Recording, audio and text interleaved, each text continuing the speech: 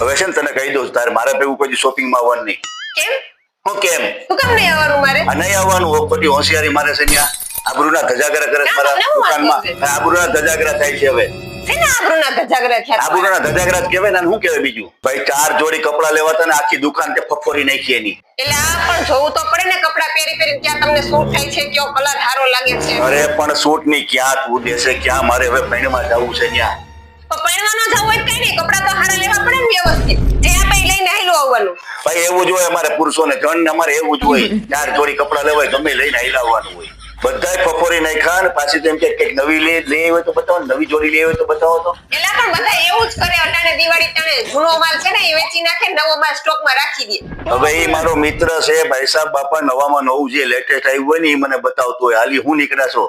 આપણે લઈ તો લીધા હતા આપણે લઈ લીધા સાઈડમાં મૂકી દીધા પછી હું બેચામારી કરવાની હોય. એલા મને એમ કે એમાંથી હારું ટી-શર્ટ નીકળે ને ભાવમાં દઈ દે તો આપણે લઈ લેવાય. અરે એ મારો ભાઈબંધ છે બાપા આપણે એની મૂળ કિંમતે આપે છે પડતર કિંમત હોય ને એ આપે છે તું હું કામ એનું લોહી પીવે છે. એનું 10,000 રૂપિયાનું બિલ થયું છે 10,000 ને માથે કઈક થયા છે ને એમાં તું 2,000 રૂપિયા ઉતારે છે ને એક તો પડતર ભાવે દે છે ને એમાં 2,000 રૂપિયા ઉતારવા તો પડે ને કે મારે 2,000 રૂપિયા હોય પણ મારા બાપ 2,000 રૂપિયા ન હોય ક્યાંય કે થોડી દઈ દેવાના હોય. પણ ક્યાંય ન દેવાના 200-500 ઓછા કરે માણસ એ ન કરવાના હોય.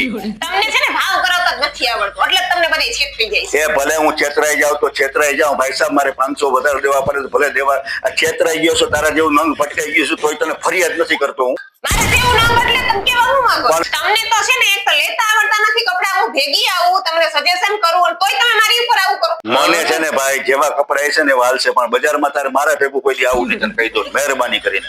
હું કામ નહીં આવવાનું? નહીં જ આવવાનું. ઓલા મારા મિત્રો બધા કારીગર છે ને એ બધા મને એમ કે અનિલભાઈ આ તમે કેવી રીતના સહન કરો છો ઘરે કે મને તો દાંત આવ્યા કેવી રીતના સહન કરો છો એ આ કાલે ઈ તો તમે બધા કીધા કરે એને હું ધંધો છે તમને તો મારો જ વાગ દેખાય જઈએ હોય તે મારો જ વાગ કાઢતા હોય. કરજો તમારે જેમ કરવું હોય ને ભલે તમને નુકસાન થાય હવે મને કેતા જ નહીં ભેગી હા આવવાનું. ભાઈ સાહેબ બાપા હાથ જોડું હવે છું તમારે ભેગું આવે ને એ બીજા હાથ જોડું છું ને આને આ વાક્યને વળગીને રહેજે પાછી હા, હવે ભાઈ સાહેબ આવું આવશે જ નહીં નહીં. કોઈ દી મારા ભેગી હવે હાલ આવું ઉપર જ નહીં તમારા ભેગી, જો ઉપર હવે. હાલી નીકળી આવ